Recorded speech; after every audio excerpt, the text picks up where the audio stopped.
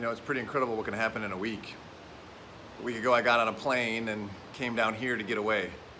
At the time, I didn't know what social distancing was. I didn't know anybody that had the coronavirus, and I was excited to watch championship week and see brackets filled for March Madness.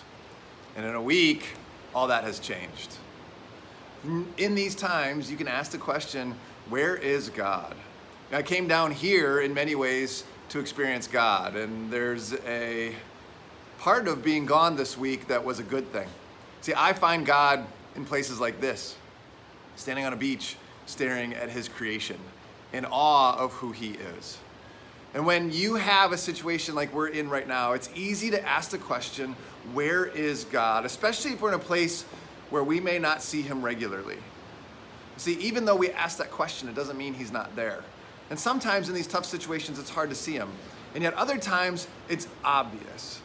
See, the Bible tells us if we seek him, we will find him. And sometimes it's easy to see. He's right there, right in the middle of it. I've heard stories all week long of God right in the middle of everything going on. And yet sometimes it's really hard. And we can't see him when we don't know where he's at. Well, in Genesis, there's a story of Abraham. Abraham had a season where he saw God. In fact, God specifically came to him and said, you will become a great nation.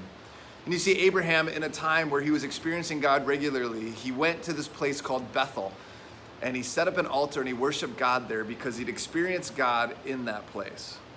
Well, then shortly after that, Abraham went into a season of not experiencing God, a really tough season where he made some bad decisions and did some things that he shouldn't. And yet he went looking for God again. You know where he went? He went back to Bethel. Because he'd experienced God there before, he went back to find him and once again worshiped on the altar where he had experienced God. So where do you experience God? Maybe you need to go back there. Or maybe you can't right now because of the way that things are happening. So my challenge then is, can we experience him where we are at? Today, I'm gonna get on a plane and I'm gonna go home. And like many people, I'm gonna practice social distancing, and I'm going to do my part in our culture today to make sure that we can come out of this thing victorious. And my hope is, when I get there, I will experience God.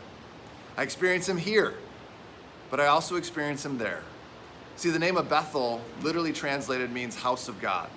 So in this season, when you're in your house, find God there. May your house be Bethel, be a house of God. So when you come back over and over and over again, you will find him right there. And then as we go through this period together, share your stories with me.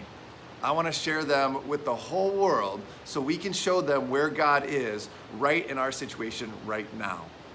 Well, as you practice social distancing, here's my prayer, that you will find God and that you will have a great week. So share your stories with me. I can't wait to hear what God does.